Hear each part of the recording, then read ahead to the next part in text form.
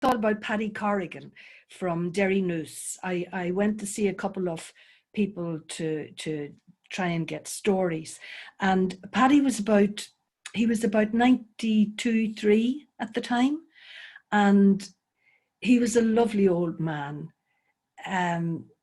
I saw two men. I went to talk to two men in their 90s, and of all the people I spoke to, they were just so interesting because they had such independent minds. They weren't dictated to by church or state or fashion. They observed things and people and events, and they made up their own minds. And it was just so refreshing to talk to them.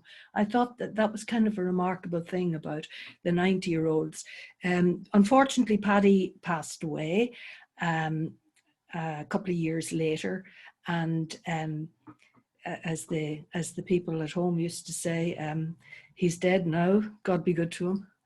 So the thing I have to say about Paddy is, well, when we went in, someone took me in, and he really welcomed us. We felt very much at home, and he got up and with difficulty and struggled and made us 2 mugs of coffee, of tea or coffee or whatever, I can't remember. But you could see that it was paining him to get up, and when he went over, he was leaning on the counter, but his innate hospitality meant that he had to give us a cup of tea, and it was just sheer courtesy.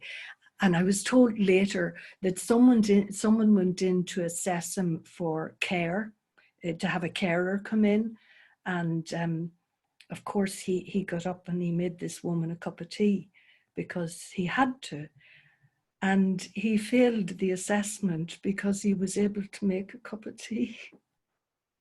And I just thought that was so telling, you know.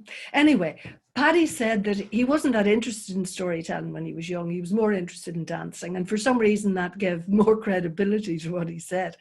You know, you didn't think he'd be romancing things. He talked about curses, and you know, they used to put curses on people and they called it praying prayers, which is a bit ironic considering that they were wishing them evil most of the time, or it was a malicious kind of a thing. And he was driving a few cows to market one May morning, 1st of May, very early in the morning. And he noticed 2 men coming down a slope of the field and wondered what they were doing, because they were holding the 2 ends of a rope with a distance between them. And they were sweeping it down over the grass. And of course, it's the dew on the grass on the 1st of May that is supposed to have special qualities or magical properties or whatever. And he wondered what they were at, and they were saying something. And then he remembered, this is what they did on the 1st of May. They collected the dew and they said, all to me, all to me, all to me. And it's the old thing of to get the wealth of the land of that person and kind of steal it from them.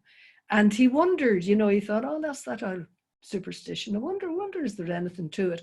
And he said, and half to me, just, you know, divilment. And he went on about his business, never thought about it again. But in the days following, his cows started to give him so much milk that he was really a bit alarmed about it. He had more milk than he could handle, you know, he didn't know what to do with it.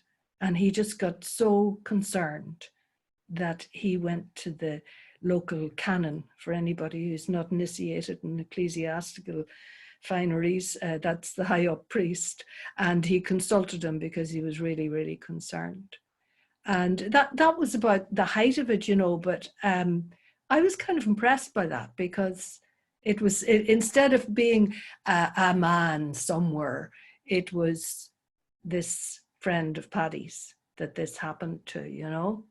And it just sounded very genuine. And he also told us about people who prayed prayers on other people, in other words, put a charm or a curse on them.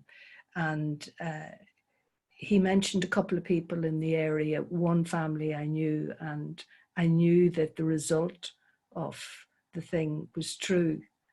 And you know, this thing about there'll be nobody of your name in this place owning this house or farm for so many generations.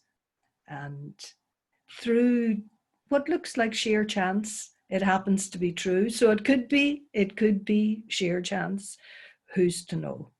And I think that's about the, oh yeah, there was another thing, if have I a few more minutes? You know, it's not so much a May practice, this was done anytime, where the farmer would go to market and he'd sell his goods or produce or whatever, and with the proceeds he'd go in, meet his friends in the pub and have a bit of crack and quite a few drinks, and he'd go home on the pony or the donkey and cart. And when he'd get home, he'd be kind of half seas over and he'd leave it in the yard, and the local boyos be hiding behind the ditch waiting for him to come home. And once they knew that he was in the house and up in bed snoring away, they would sneak out, undo the cart and the donkey, take the pieces into the house, slip into his house, put the cart together again in the kitchen, get the donkey in, and they'd leave it there for him in the morning. And the poor man would come down with such a head on him and wonder how, in the name of God, he had got the donkey and cart into the kitchen the night before. So Shinne, Shimshkeel.